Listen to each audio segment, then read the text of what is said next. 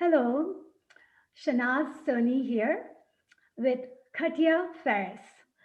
I am very excited today to actually have this conversation with my friend Katya on Vedic astrology and how Vedic astrology impacts our life and how it actually differentiates from Western astrology. But before we go into all of that, I have to say that I met Katya actually 5 years ago at Aspen Lodge in Colorado, attending a Star Knowledge conference. And I was just very amazed by her diversity because she is very beautiful and she is extremely intelligent. And she's also a belly dancer and she understands like how sacred geometry is being utilized in all aspect of her life. And especially being a belly dancer, she actually kind of lives it in her moves, in her expression, in her communication. And so, yeah, we basically clicked right away as we met, and we have kept in touch. And I'm very grateful that we have this opportunity to have a conversation and also help other people understand what is the what is the um, meaning behind Vedic astrology. So I'm going to ask Katya, please go ahead and introduce yourself. Oh, thank you so much, Shaynaz, for having me. It's such a pleasure. And I'm so glad that you're doing this spiritual work now because you're just a natural. Thank you. You're welcome. Gosh, the beginning of astrology for me started when I was 9 years old. My mother was one of those really cool hip 70s moms, who was listening. Well, actually, she was a jazz singer. She was singing Helen Reddy, and she had all of her Linda Goodman's, sun signs and love signs books in the house.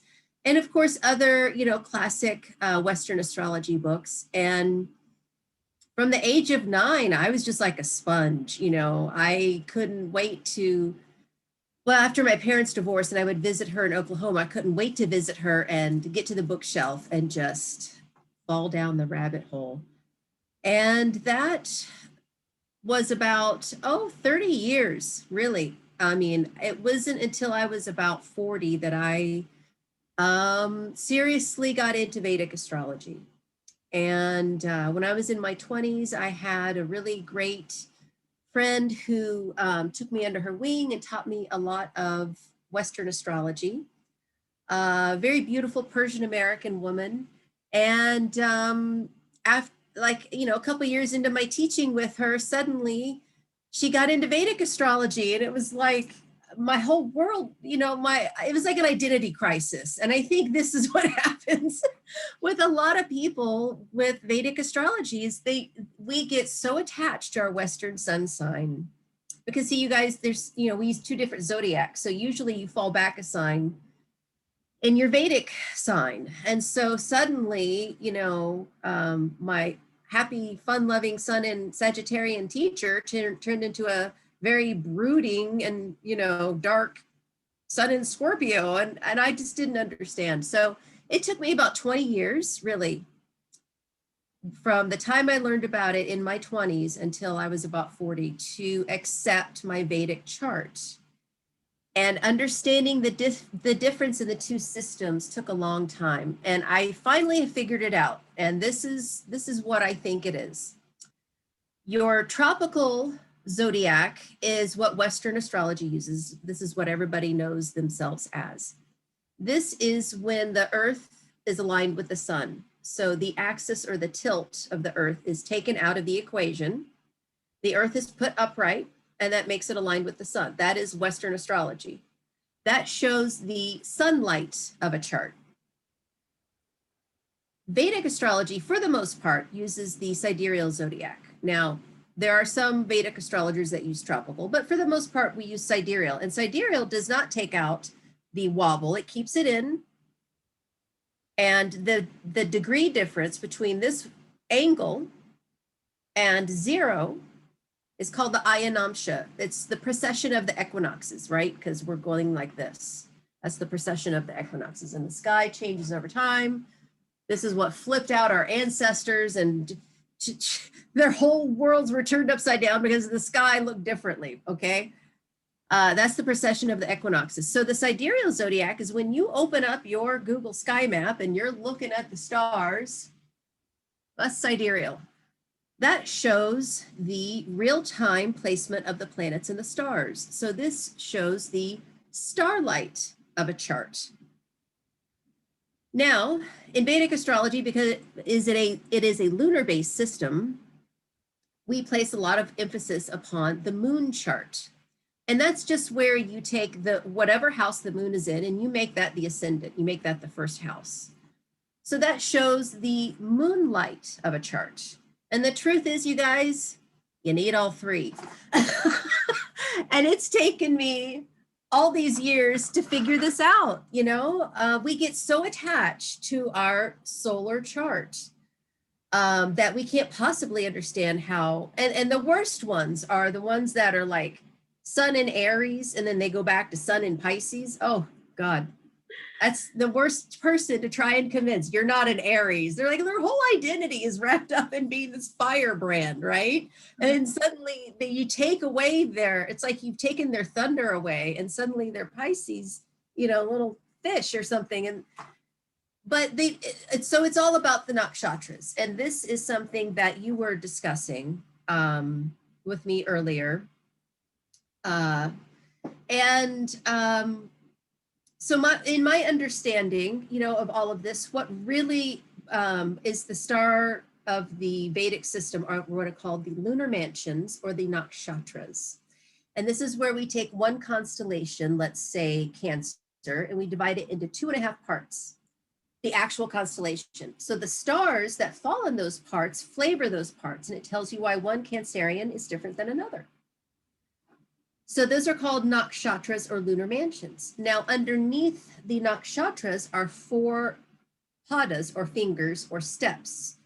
And these are the steps of God. These are what takes you around the zodiac. And this is how detail-oriented Vedic is. And this is what really drew me to it. And because we are a lunar-based system, you know, we place more emphasis upon your moon sign than your sun sign. So you are more your moon sign than your sun sign, and you are more your nakshatra, and especially your nakshatra with the pada. But we also place a lot of emphasis upon the eclipses. And the eclipses are, do you understand? I don't know. I always explain this to people because I think a lot of people, when you say north and south node, they get like confused and they don't want to admit, I don't know what you're talking about. So if this is the earth and this is the moon going around the earth, the most northern point it goes to is the north node, and the most southern point it goes to is the south node. And those are the eclipse points. That's where either the earth is between the moon and the sun, or the moon is between the earth and the sun. And those eclipse points are, they're shadow points, right? They're not real planets, but because they're so important, we call them planets. So we call them Rahu for the north and Ketu for the south. Imagine it's a snake, and the head of the snake is Rahu, and where he's cut off, it's like he has an open mouth, and he just consumes and he consumes, and he doesn't know when he's full because he doesn't have a stomach. This is the force that brings you into this life. This is your fate, your destiny, what you're here to do in this life. It's all about Rahu. And Ketu, and it's your material ego, right? Ketu is the south node of the moon. It is the body of the serpent without the head. So this is our spiritual ego. This is where we give selflessly without thinking because we don't have a head. But this is also the religious fanatic who loses his head with rage. And K2 represents our past lives. It represents things that we're already good at. And K2 is, it's the wound. So it's things you've done before, but it doesn't necessarily mean that you've mastered them. It just means it's familiar territory.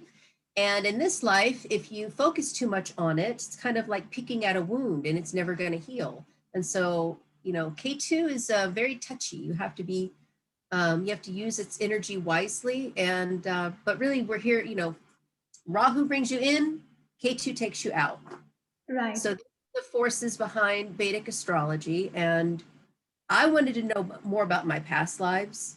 And so that's what got me into Vedic astrology, because Western I kind of hit a dead end wall, brick wall. And they said, nope, if you want to know about that, you've got to go study Vedic. And so that's what I did. And yeah, and you know, it's been a lifelong journey. And while doing this, of course, you know, I've been a dancer and a belly dancer and tarot. You know, I got certified with the builders of the Adytum out of Los Angeles in 1989 in tarot and Kabbalah.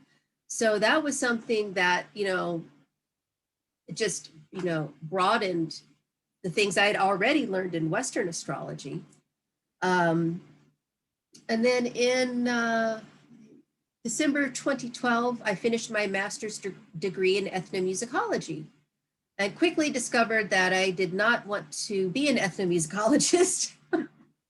I mean, I loved what I learned. I loved my professors and the whole experience, but it was, you know, I'm a performer and I love to be on my own, and I didn't want to be trapped, you know, in a university setting. But I was very happy to learn what I did, because now I add it to all the skills that I learned, you know, with writing and doing proper research and publishing and, you know, all of that stuff was, I didn't know it, but I was preparing myself for astrology. Right. All path leads to heaven, right? So, It sure does. And really, they're both frequency-based systems. You know, music and the planets are entwined. You know, we call the planets the grahas, which means to grasp, because they have the planets have a grasp on us. And they are people. These planets are not just rocks flying through the sky or balls of gas. No, these are entities with consciousness. exactly.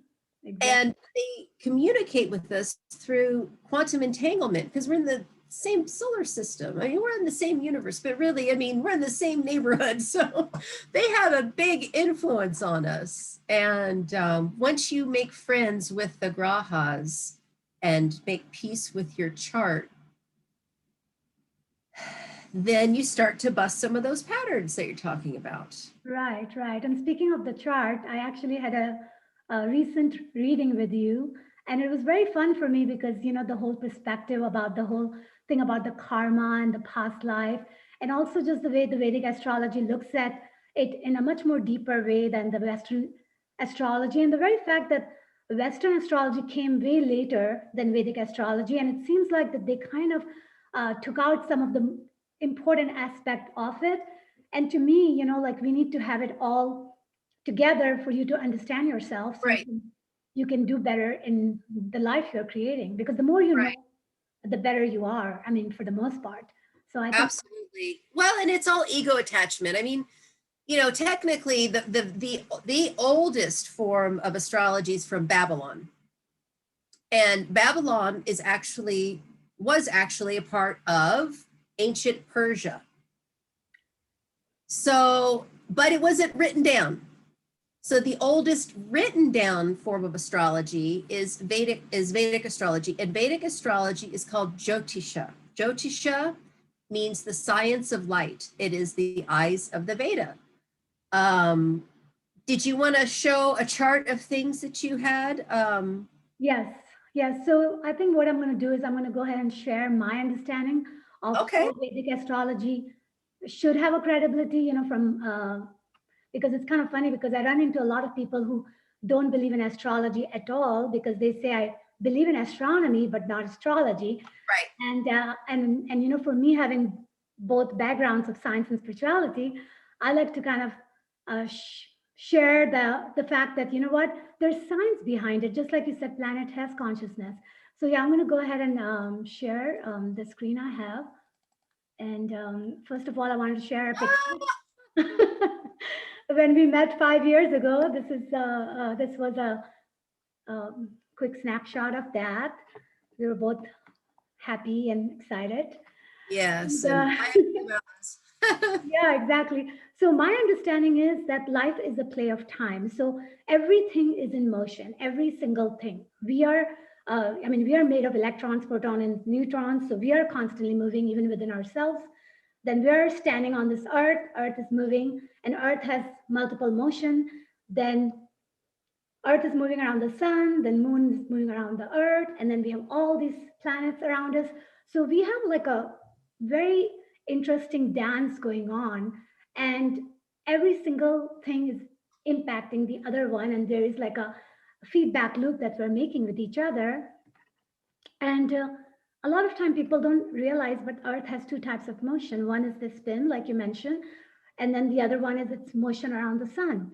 And both of them contributes in itself. Like for example, the moon, when the moon is moving around the earth and we're going through this endless dance, and it's like, depending on where the moon is in reference to earth, it matters in our life. I mean, the very fact that the word lunatic came about from the definition of like hospitals seeing a lot of people with mental challenges on the full moon day. That's So right. we see The that gravitational pull. exactly. So the very fact, Magnetic field. yeah, the very fact that lunatic, all these names are embedded in the understanding of how everything affects everything. And one of the things that I personally think that I'm gifted at is understanding patterns. And the cycles kind of takes you closer to understanding patterns, so you can do what you need to do if you want to change something. And I mean, similarly, moon and sun effect on tide in respect to Earth. So that actually has been proven about the spring tide and the neap tide, and how it interplays the role. And if you just imagine that if the tide changes, I mean, that's a pretty significant change on the way our Earth is. And that makes a lot of sense for it to start affecting the entire geology of Earth. And planet is conscious, earth is conscious, we are conscious, plus we are all vibrating at a certain frequency and vibration. So there is so Our woman's lunar cycle. I mean, if we wouldn't even have babies if it weren't for the exactly. I mean, look at even menstrual period, right? I mean, it happens every 28 yes. days, which is the normal cycle. And when it doesn't, then usually we have a hormone imbalance, and then we have to handle that. So there's all these interconnectedness of us with the rhythm of planets. It's just such a rich information that how can anybody ignore that? And then as Earth is moving around the sun, that's how we get all our seasons. And that actually is prevalent in our life. So there's just so many proofs that all of these cycles of Earth, Sun, they all kind of interplay. And Vedic, basically, I think based on you were saying, like it's is it 50,000 years ago knowledge or something that Oh, well, I mean, here's the thing. It was probably started to be written down about 50,000 years ago. This is an oral tradition. So that's what's up for debate is, okay, how long ago? Quarter million years ago? We don't know like how old this is. It's just been given down through oral tradition. And then finally somebody started writing it down. And they didn't write it all down. oh There's yes, no I'm sure, because there's always that too, right? Because information does get uh, some lost in translation. So the I found this art, this astrolabe, which it says that it was used in ancient navigation system. It's actually still residing in a museum in Geneva, and they said that there is Sanskrit script encrypted in all of this. And so this is just one example of many that are ancient. You know, people who use Vedic astrology, they actually had a technology to actually use it to create the information that they did. And one of the video that you sent me, Katya, which kind of explained the little bit of a calculation and how the Earth spin that forms a circle takes about 25920 years. which has been expressed by Greg Braden and Barbara Marciniak and many other people that I follow, because that is a very important number to remember on how cyclic everything is, of how human basically evolves, right? And what type of ages and stages we go through, and how it's connected with like the heartbeats in our heart. And like, so it's all kind of very much interestingly intertwined. And the interesting thing about even the speed of light is that the Vedic were able to measure it to 186,000 miles per hour. And, NASA and other scientists came about basically very close to a number. So it was very accurate for the fact that whatever technology they had at that time, and it was very close to what we actually came up with. So that just shows Well, that. at 432, can I just say Yes, please. that? Yes. Okay, so I talked about the nakshatras, right? The lunar mansions. Yes. There are 27 of them. Now, there's a mystical 28th one, but we don't use it. And this is because if you take 27 and you multiply it by 4, what do you get? Well, I'm just going to compute it. 108. Oh, yeah. 108. And 108 is the number of times that we have to do our mantras, among other things. But we always do mantras 108 times. Take 108, multiply it by 4, and you have 432, my friend. That is so And this interesting. is the resident hertz that if you're a musician, you should tune your A note. Most musicians tune to 440, but if you tune it to 432, you're actually more in line with the frequencies, because it's kind of like 440 is like a radio station with a little bit of static, you know? You can hear the music coming through the radio, but there's that static. But when you hit 432, you hit that radio station dead on, and it's clear as a bell. Wow. So isn't that interesting that 432 hertz actually became more known to us like in a recent time frame, and all these other time we were basically kind of given the frequency of 440, which had a little bit of a static in it. So it's kind of like like part of everything, right? The numerology plays a very big role in everything, and some of the things have been a little bit tailored according to whatever the mass agenda is to keep us on a different frequency and vibration. So yeah, that's a very good point you brought up. And actually, when you said about 108, because I have a friend, she actually just recently did the whole 108 thing, because 108 is a very powerful number, and actually the diameter of the sun and the distance between the sun and the earth. I think there is a 108 relationship with that, and the moon and so forth. So 108 number is also very prevalent in the Vedic astrology and how they actually compute all the numbers. And I guess this is just something that is very high level here, because Katya is going to go through her chart and explain everything much more. But one of the things that you will always hear in Vedic astrology is yugas. And it's kind of interesting because right nowadays they make so many online games, which kind of follows this age, the golden age and the bronze age, like Empire Earth, which I have personally played because it's a pretty cool game. So it kind of shows the cycle, the four cycle, right? The Satya, the Yuga, the Treta Yuga, and the Dwapara Yuga. So these are all the four cycles that uh, basically exist, and we fall in one of the cycle depending on our earth position with respect to the sun. And that dance is continually in play. And the reason this information becomes so important for anyone and everyone is because depending on where we are in respect to all this position, the ether, which is pretty much everywhere, it has a different effect on human and how we vibrate and what our Well, yeah, it's more like the highest concentration of ether is at the galactic center. And we consider it a very treacherous part of the zodiac. It is at about 0 degrees Sagittarius, Mula Nakshatra. Mula means the roots. So it's like that Shiva, creation, destruction kind of energy. Okay. Okay. And the thing about the galactic center is that because it has the highest ether, if this is our little tiny, wee little tiny solar system, right? Right.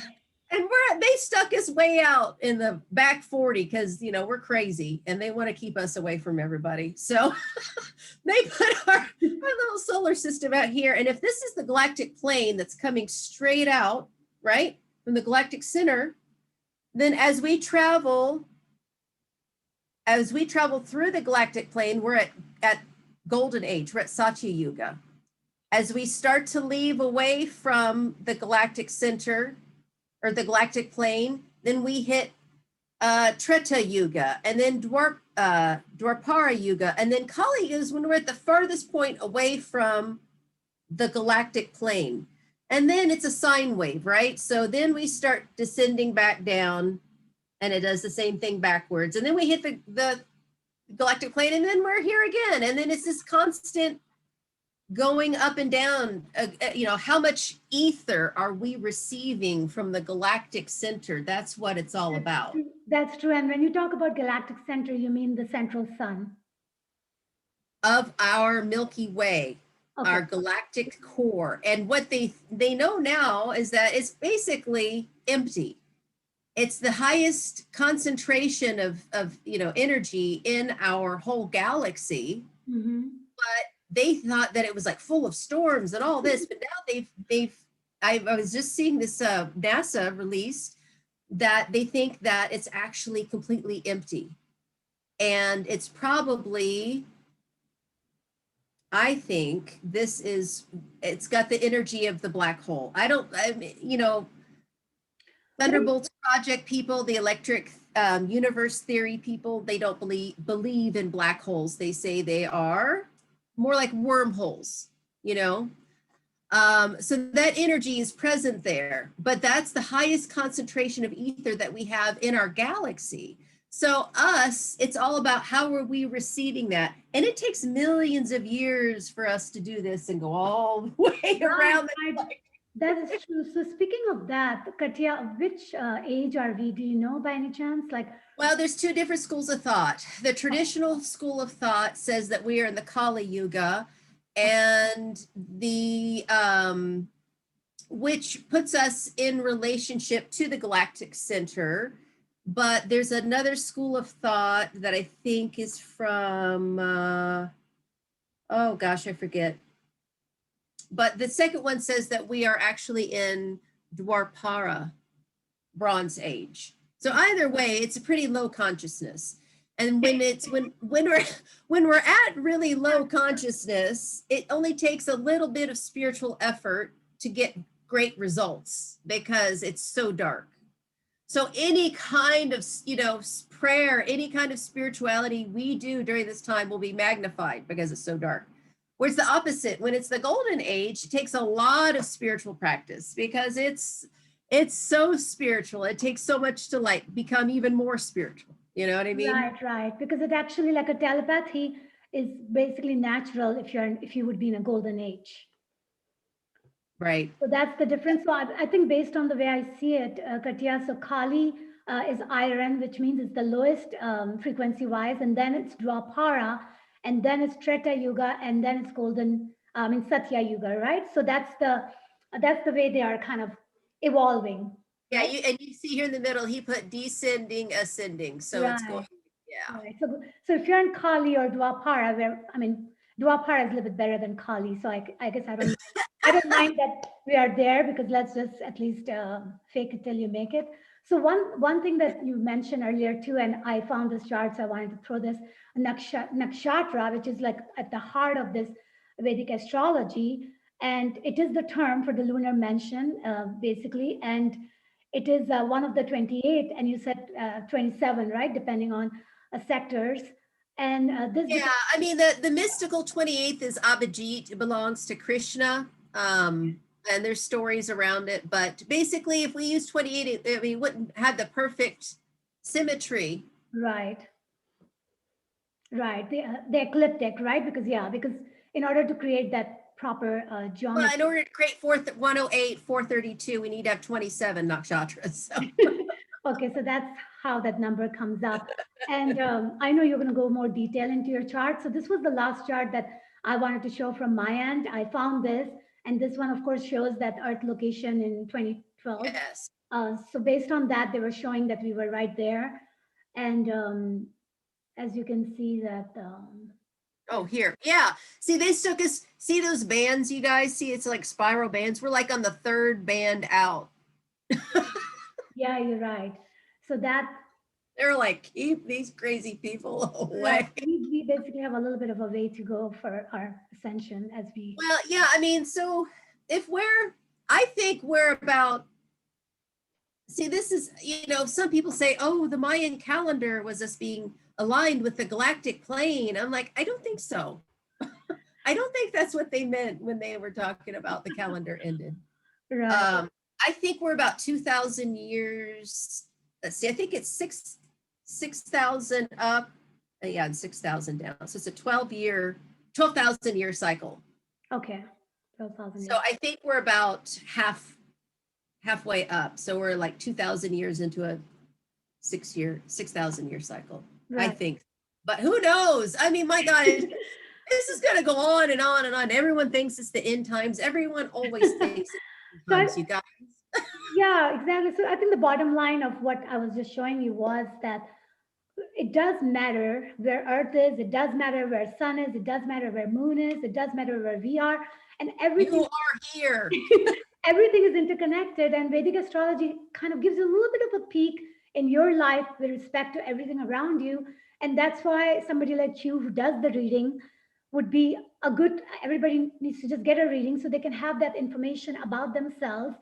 And then the very fact that everything does affect everything, and even our ascension is very affected by where Earth is and Sun is, we just have to accept the fact that we do have a lot more going on than we understand at all Hey, times. look, these charts play out like a book. This is what I do Vedic astrology because every time I do somebody's chart, I'm blown away. I mean, it works so well, it blows my mind. And I'm one of those people that I like to be in that shock and awe all the time.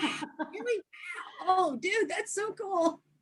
Exactly. Yes, yes. So yes, please, Katya, whenever you feel like, go ahead and share Okay, yeah. what you have I collected. mean, when you see how it plays out, I mean, you can't make this stuff up, you guys. It's just, it's absolutely amazing. Um, so I'm gonna just, this is actually a presentation I put together for, excuse me, Gift of Light Expo, which I do, you guys, in Ohio.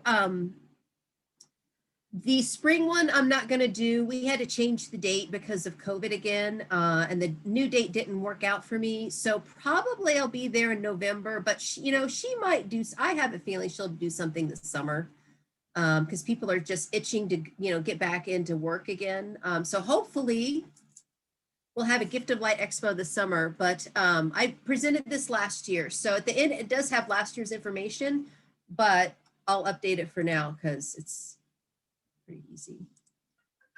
This is my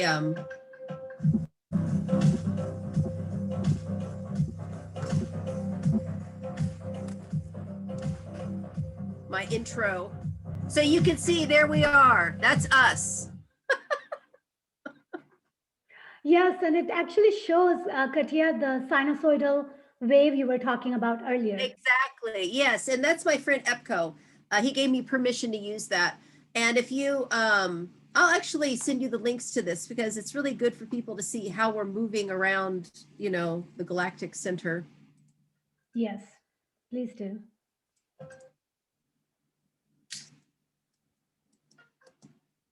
There we go. Okay. Okay, Jyotisha. Here's the Sanskrit. Vedic astrology from India, known as Jyotisha, translates as the science of light. It is a system of knowledge based on the oral tradition called the Vedas. There are 4 Vedas, and they are the exposition of pure spiritual knowledge. They are the Rig Veda. Rig Veda is like the main hymns for deities and things like that. The Sama Veda, the Yajur Veda, and the Atharva Veda. Atharva Veda is like a lot of Ayurvedic remedies, things to help you with everyday life. Samaveda is a lot of the music and talks about frequencies of, scales and things and how they work. And then Yajurveda, I think, is more prayer hymns. It has been passed on as an oral tradition for thousands of years, some say around 50,000 years. The Rig Veda hymns in the Devangari, and it's not, my Sanskrit teacher is so funny. He's like, it's not Dave and Gary. I mean, not that we don't like Dave and Gary, but Devangari, Sanskrit with English translation. So this is just a little bit of expert. I won't play the whole thing. Little excerpt from some rishis or priests chanting the Vedas.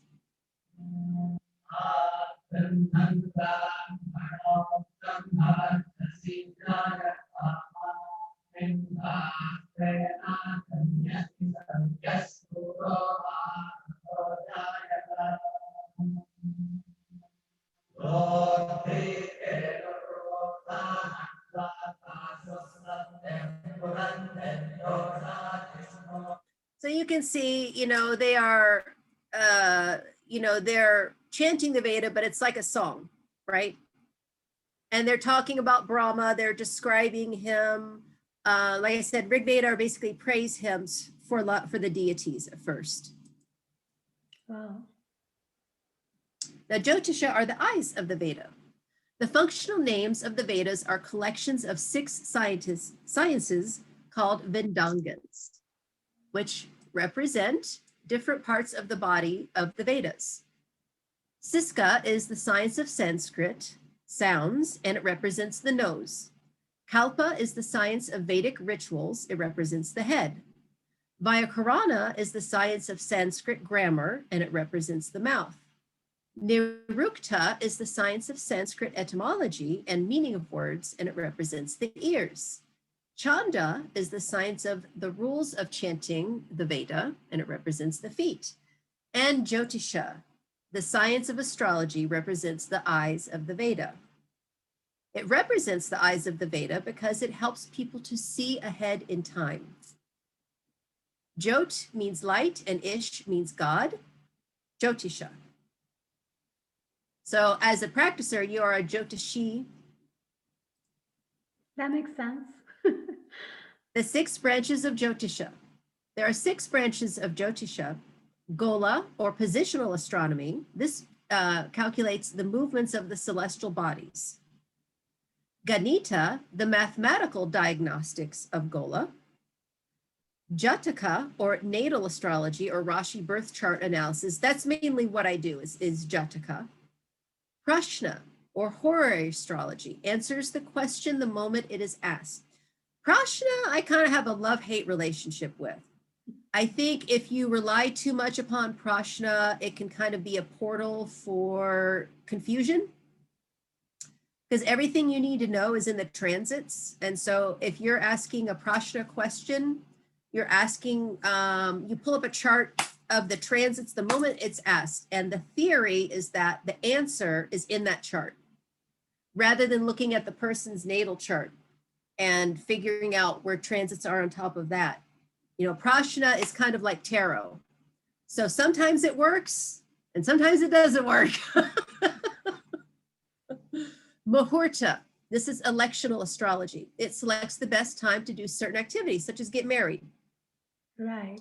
And nimitta, this deals with omens indicating upcoming events. So the way nimitta works is, let's say I'm giving you a reading and we're talking about something really important, and then the phone rings, like right as we say this really important thing, and we go, oh, that was a confirmation, right? Right. That's nimitta.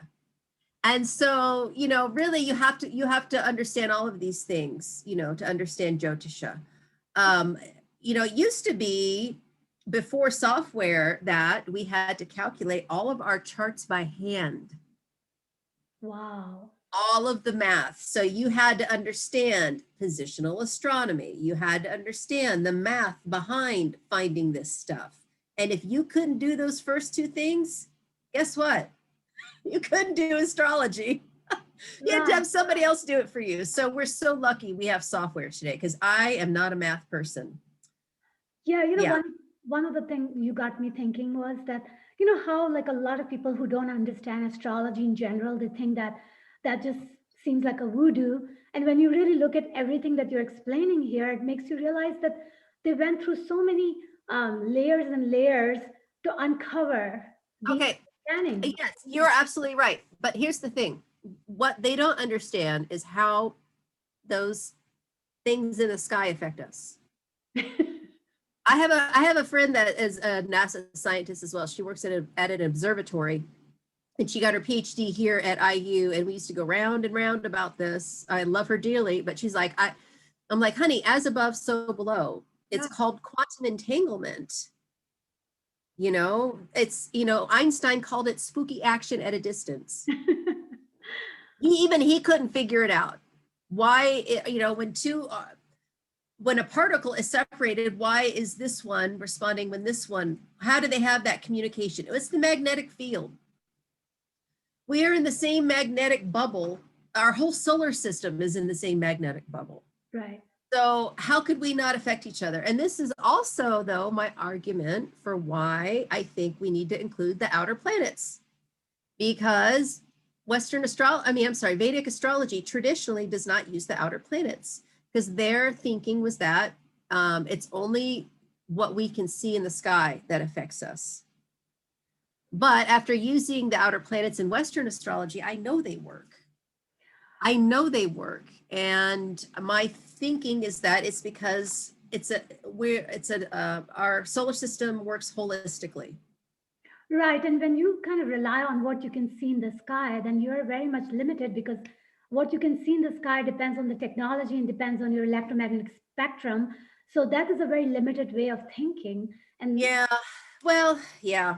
So that's why I consider myself a neo-Vedic astrologer, because I take the best of Western and then I put it into Vedic. Because as you said, you know, Vedic's the mothership. Western astrology is about 10% of Vedic. So, you know, you got to learn the whole thing, you know? right. Okay, so here we go. The difference between Western and Vedic astrology. Here are some major differences between the two systems. The zodiac signs, or Rashi signs, don't match up due to the Ayanamsha, which is the zodiac calculation method based on the tilt or axis of the planet, which results in the precession of the equinoxes. Western uses the tropical zodiac, which aligns with the seasons and has nothing to do with the stars. Vedic uses the sidereal zodiac, or the astronomer's zodiac, and uses the actual positions of the stars. The difference between the two is the Ayanamsha, and it can be calculated differently. I use the Lahiri. It's the most common. A lot of people use Chitrapaksha as well, but so this just gives you a visualization. So this is us, right? Flying through space. We're tilted here, right? Mm-hmm. So the difference between here and here, well, here it says 23 and a half. We're actually, Lahiri now is at 24 degrees, 8 minutes is where we're, the difference between the two systems right now. And it's going to keep going backwards. It's going to keep going, it's going to keep widening. So if you were to take this out and make the planet upright, then that would be taken out, it'd be at 0, and that's the tropical zodiac. When the planet is upright, it aligns it with the sun. Mm. So that's the difference between the two. So that's why, you know, if in Western your sun is in Cancer, it probably will fall back to Gemini. Now there is a 7-degree overlap, or now a 6-degree overlap between the two systems. So if you're born between about the 14th and the 22nd of any month, you're going to be the same sun sign in both Vedic and Western. Lucky you. You can read the newspaper and it actually makes sense. You know, the zodiac in the newspaper, you know what I mean? Right. Okay, so Vedic is a lunar-based astrology, while Western is a solar. Therefore, in Vedic, your moon sign is the most important, not the sun sign. Vedic uses the lunar mansions, or the nakshatras. These are 2.5 parts of each Rashi sign and correspond to the constellations. Predictive techniques that we use are the dasha and the ashtaka varga, which are used by Vedic but not by Western. the dasha system is a planetary life system, and it is the blueprint that you wrote with Creator before you came into this life about how your life was going to flow. And I'm telling you, it plays like a book, and it blows people's minds. They sit there with their jaw open because they can't believe that on that day they got married, boom, they started that, and blah, blah, blah. I mean, it just, Ashtaka Varga means division of 8, and basically it just tells you how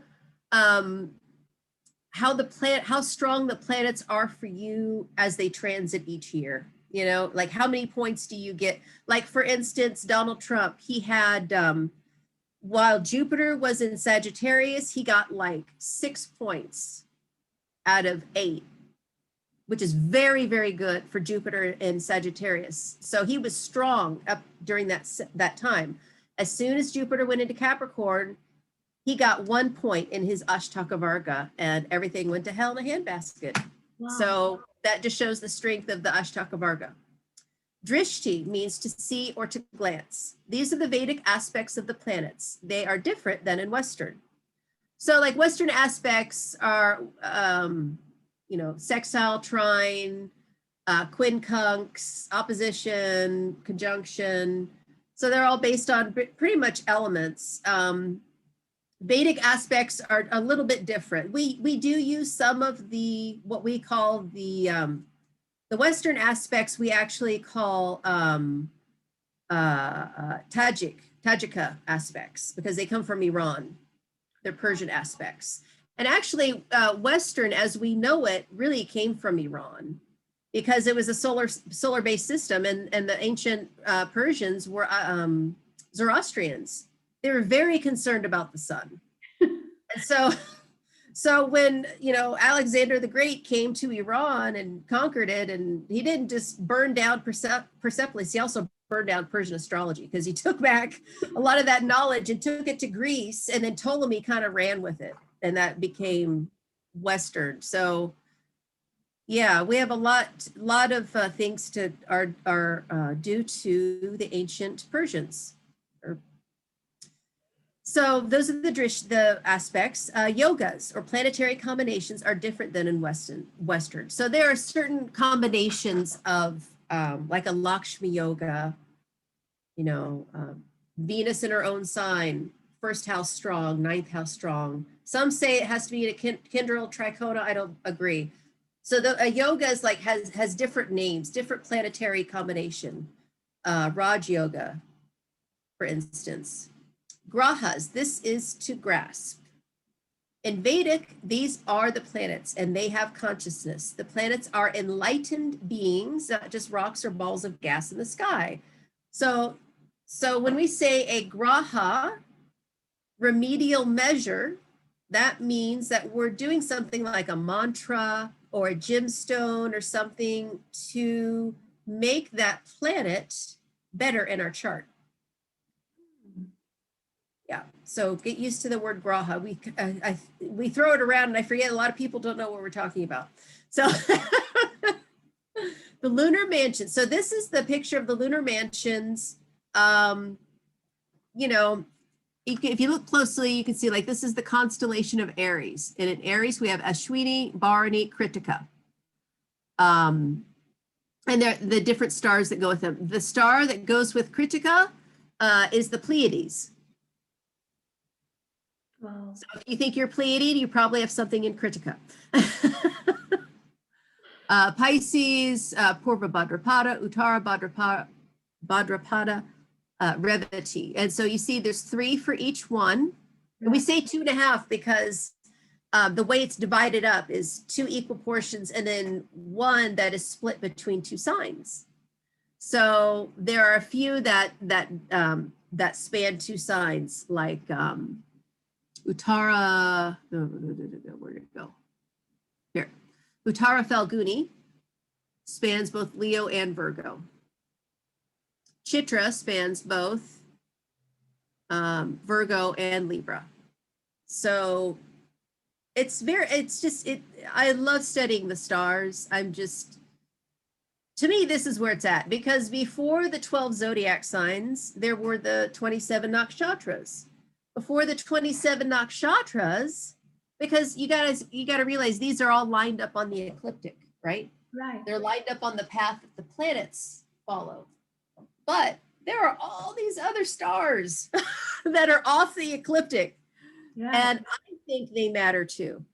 And so do the Arabs. And that just happens to be the language that I studied when I was in ethnomusicology. I took 2 years of Arabic. I can read and write it. And so when I'm reading about all of the other stars that are off the ecliptic, it makes so much sense to me. That's amazing. Yeah, so that to me, it's really all about the stars, and it's about observation.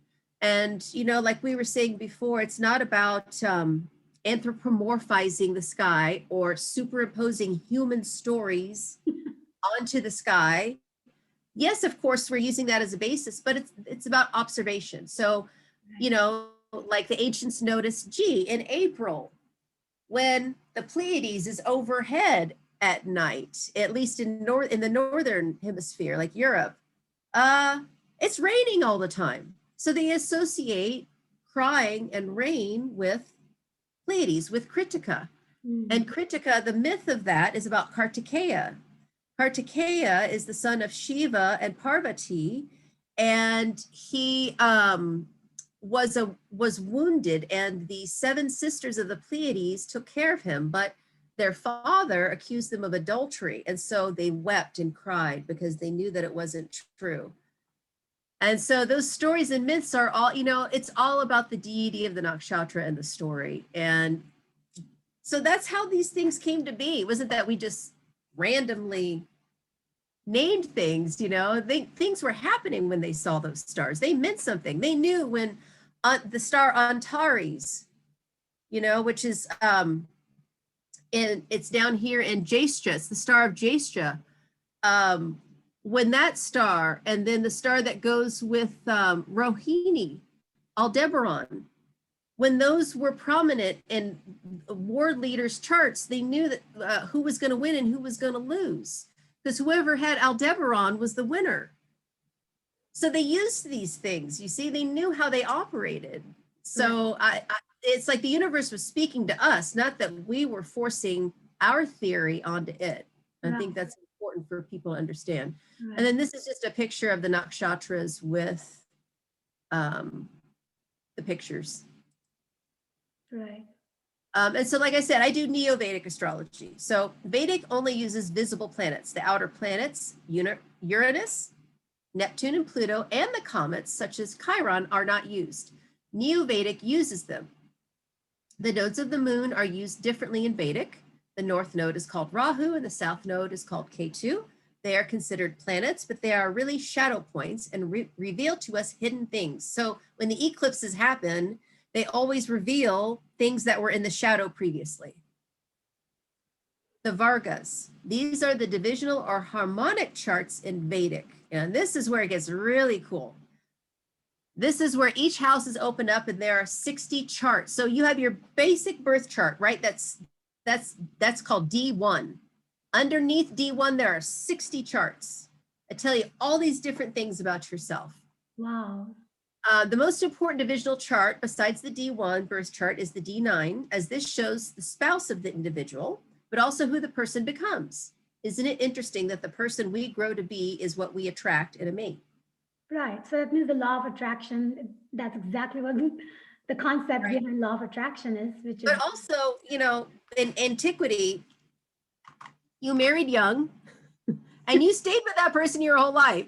So you grew to be like each other as you aged. So that was also part of the theory as to why, you know, you become your D9 chart, you become your spouse's chart, because you become your spouse after you're with them. And it's funny, Katya, I've noticed that some spouse who are together for a very long time, they start looking like each other too.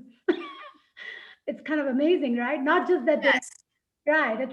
I mean, which absolutely. That's shows precisely the idea. And it's a classic example of how everything affects everything. Yes. Now, the Upaya Graha Shanti remedial astrology. Vedic prescribes different treatments for afflicted planets.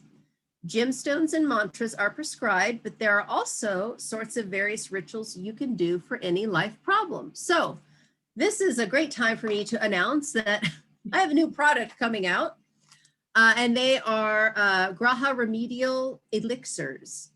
And what I've done is I put together, because I've been working with essential oils for a long time, and fragrance as well.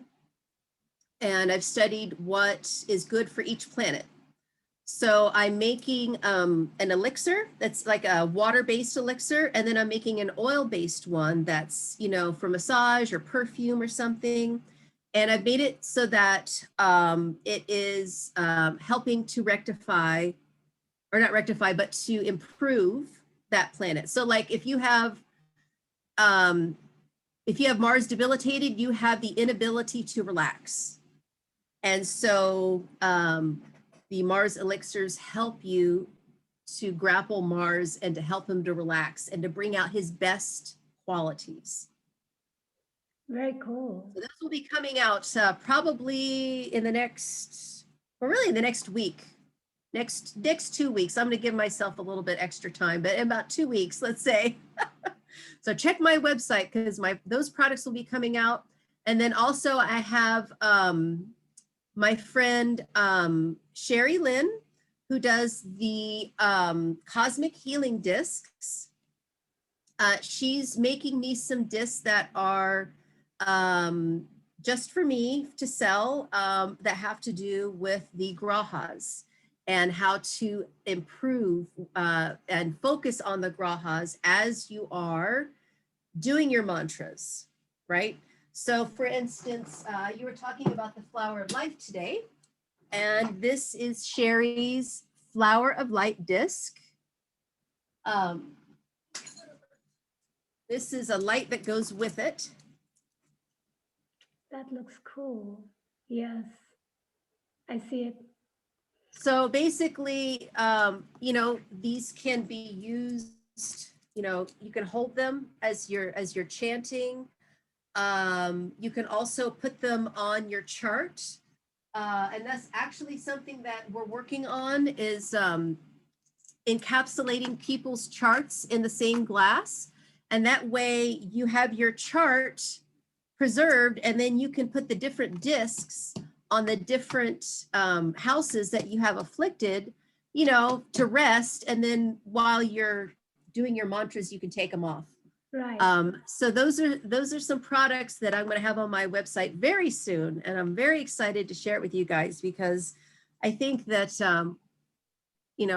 gemstones, the ones that are the good ones, they're like thousands of dollars, and I don't think you have to spend thousands of dollars to remedy your planets. I think that you can do it, with a lot less, and it makes you feel better. It's all about mood enhancing, it's all about changing your emotions, because all disease comes from emotion. Okay. So this was last year, actually. This is about Shani, but I wanted to show you what's going on for this year. Because right now, we had that Saturn Jupiter conjunction, which was December 21st of last year. And now Saturn is in Shravana. So you see, these are the nakshatras of Saturn. You have Capricorn and Aquarius. Right now, Saturn just left Uttarashada. He's in Shravana now. And he just was conjunct the sun. And Jupiter's in Shravana now. So actually what I'm going to do is I'm going to stop this share, and I'm going to show you on the software what's going on. So here we are. So this is today. Okay, so that's exactly right now where all the planets are. So you can see, the exact conjunction of Jupiter and Saturn was December 21st, but you can see they're still together. They're going to be together for a while. Sun is there now. When Sun and Saturn come together, that's like really low self-esteem. It's a lot of pressure, you know. Sun is the superstar of our solar system. So he puts everybody in his shadow, you know. Saturn already is a dark planet. He already has low self-esteem. So when he's in Sun's shadow, he really feels. So if you're feeling depressed, like yes, especially yesterday, today, it's not just you. It's everybody right now. So when I start to feel that way, you know, do your mantras. Do your mantras. And I have the channels that I like to look at on YouTube that have beautiful videos that go with the mantras, and it's like music, and it doesn't feel like a chore, just feels like you're singing. Right. No, this And is that's what I love about mantras, because I love to sing. But yeah, and then Saturn just went into the United States second house. Let me open this up. The United States chart.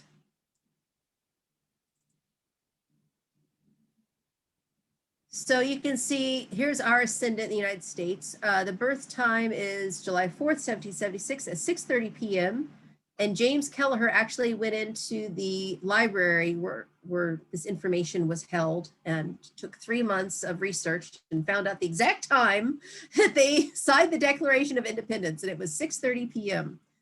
So Saturn just went into our second house of money. So you can see there's all this heaviness here.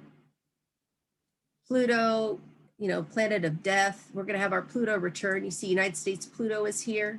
So in 2023, it's going to come here. The United States is in down here. You see the Dasha cycle of Rahu Jupiter. So it's karmic right now, what we're going through. We're also in what's called Sati Sati. I'm sorry, Rahu Saturn, that was today. United States is in Rahu Saturn. Now, when transit Saturn goes by your moon in your birth chart, that's a 7-year period called Sati Sati. And basically this is when Saturn is coming to see, it's almost like a Saturn return, but it's like you're being tested.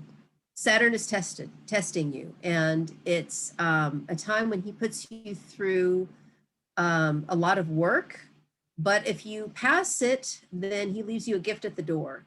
So it's when Saturn is in the sign before your moon, the sign of your moon, and the sign after your moon. So it's a 7-year period, and the United States just started this like last year. And so we've got all this crazy stuff going on right now, and the Pluto return on top of it.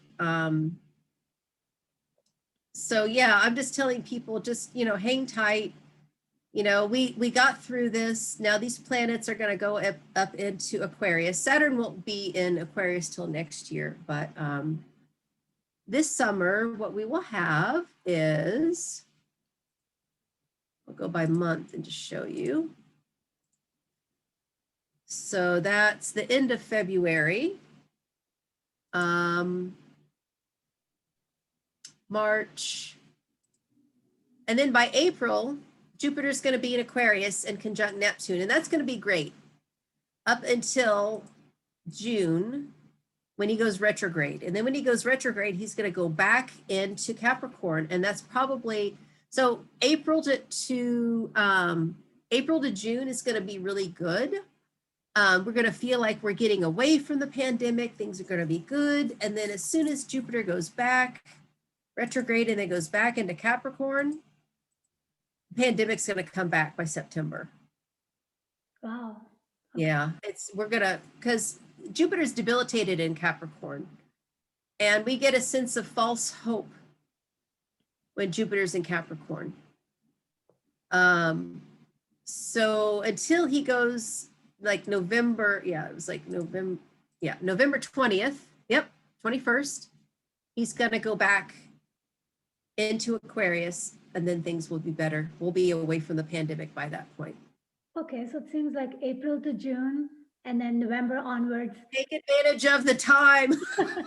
Go travel, get your hair done, do all that stuff that's like, really, stuff that we haven't been able to do, like go out and do it, because after that it's not going to be as much fun. Right. I'm So, afraid.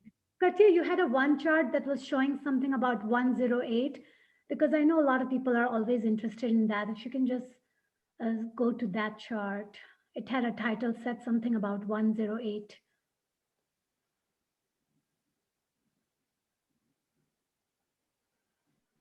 But I combined my intro to Vedic astrology with the Saturn. Oh, you know what it was? It was a mantra. Yeah, Oh, it was just a mantra. Yeah, it was a okay. Saturn mantra, was all it was. Okay, Yeah, got it. all of the mantras you should do 108 times. Now, that doesn't mean that you have to sit and laboriously chant it and be miserable. No. That's the beautiful thing about the grahas and the deities. They're very actually forgiving. Even if you just chant a couple lines, they're like, oh, good job. It's funny that you said the mantra, because we have tasbih in my culture, because I'm born raised Muslim, and the beats are 108 for that reason. So Oh my gosh. it's all embedded in everything. That's the thing that I am understanding now. As much as I go deep dive, then I It's start seeing. science. It's in nature. You know what I mean? It's not even just a religious thing, right? Yes. So this was from last year, 2021, January 13th. Saturn transits the cusp of the US second house. That just happened. And then Right. March 16th, Saturn transits our K2. So yeah, it's just gonna be doom and gloom for a while, you guys. I'm sorry. But until da da da da. Yes. This is what is going to be fantastic. So the first one, annular solar eclipse, October 14th, 2023, starts in Texas, goes over the West Coast. Total solar eclipse, April 8th, 2024, starts, for us in Texas, goes right over my house. That is so cool. And so these are the charts for those eclipses. So the first one, Saturn will be retrograde on top of our moon. That's the first one's going to be kind of tough, I think. This one is going to be kind of tough, but this one, all those planets in Pisces, I think that's fantastic. That's Neptune in Pisces, Venus, Rahu, Sun, Moon. Oh my God, spiritual revolution. I think these 4 years are us building up to kind of a spiritual breakthrough for the United States. We just have to be careful of not giving away our sovereignty. It's all about claiming personal and national sovereignty and not letting people push us around, right. And 2024 is the year when my project is sending the woman to walk on the moon. So you can just imagine that we are actually going to grow leaps and bounds in all aspects of our lives. Spiritual growth. This is massive spiritual growth. And what would that be for the planet, spiritual growth? That would be contacting other planets, being in a spiritual community, and us finding life, on these other planets. That's going to be the clincher to all of this, I think, because Pisces is actually the sign of travel. And there's a different way you can divide the signs called the Drekanas. And Drekana, and it's the D3 chart as well in Vedic astrology. And the Drekana chart divides the sign into 3 parts. And one of the Drekanas for Pisces actually speaks of travelers coming from many nations. Wow. And yeah, and it's just many. Look, our definition of life is very narrow. And until we start looking for life, other kinds of life, we're going to be kind of disappointed. So, right. We have to open our horizon on how we see and perceive other being existence. Exactly. It's all the lens we're looking through. It's all epistemology, How do you know what you know? Well, it's the lens you're looking through. So this is what I think it's all leading up to. But you guys don't go out and watch it. It's very bad luck. It's very, very, very bad luck to go out and watch the eclipse. I think that's why all this crap has happened in the United States, because everybody went outside to watch the eclipse in 2017. And here we are. So don't look at it. Do your mantras. You're supposed to stay inside and do your mantras, and don't eat any leftovers on the day of the eclipse. Yeah, only eat freshly cooked food. Yeah. That should be the case all the time, right? Yeah. Yeah. That's Well, I mean, yeah, but you know, some things are better, like soup and stuff, if they sit for a day. But you're not supposed to have that, you know, for the eclipse. So if you want to book a reading with me, just go to hindustanastrology.com and just click on the consultation tab that's at the top. And you just want to go to the first time reading, which is the birth chart reading. But it should all be on there. And of course, I'm not on Facebook, but I am on Instagram under Hindustan Astrology, and I'm on Pinterest as well, and on LinkedIn too. So you can always find me there. Wow, that's amazing. That was so informative and so interesting, that how much, you have to understand to come up with come up with the reading, right, for your clients. And the very fact that you're so, I mean, this is like part of your existence, like the way you understand it, the way you live it, the way you explain it. So coming to you for the reading like that is like you are the right person, knowledge wise and understanding wise and living wise. And I think everybody should get a yearly reading. I mean, that would be my thing, because that way you just have a little bit of a forecast about your life, and you kind of have an idea. Just like you said, for example, that, if anybody was feeling bad yesterday, for example, then there was a good reason for it. So it just helps you kind of make sense out of things. Absolutely. And then when you see how affected you are, and then it's like, well, I felt that because I'm sensitive, that's a good thing. Right, right. Because I've already noticed whenever the weather is like really like overshadowed, then I feel it. Like I feel differently, right? So you start seeing your own personal patterns. But I think when people like our ancestor who has done this incredible amount of work, right, to give us some sense in our life. I mean, I think that people need to start availing that rather than the media and other sources that completely distracts us and sometimes even compromises us in a way that we are no longer functioning at the higher frequency and the higher vibration. So yeah, no, I think that was amazing. And what I'm going to do is I'm going to put down the links for everyone to access you. You've already mentioned everything else. Is there anything else you would like to say before we say goodbye? Well, I would just say, check out the Rajshri Soul. Let me just show you the Rajshri Soul YouTube channel that I do on,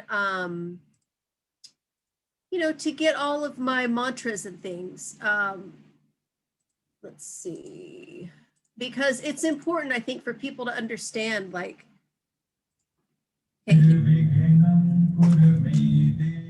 this is one of the ones for Ganesh. So what I do, this is my favorite channel. This is the one, like my go-to channel, okay? So I go to Rajshri Soul. I go to playlists. They have different, this is all of them, but they have different ones. And you can see like, that's Diwali. That's a Ganesh. Another Ganesh. So, yeah, Ganesh. So this is the one that I like the best. And so let's see if I can get a good one going. And the way I do this is I get up in the morning, I take care of the dogs, take my medicine, blah, blah, blah. I get my coffee, check my email, and I turn on my mantras, And this is my way of clearing my head. It cleans your house out. And let me tell you, you cannot be depressed and do your mantras at the same time. It's impossible.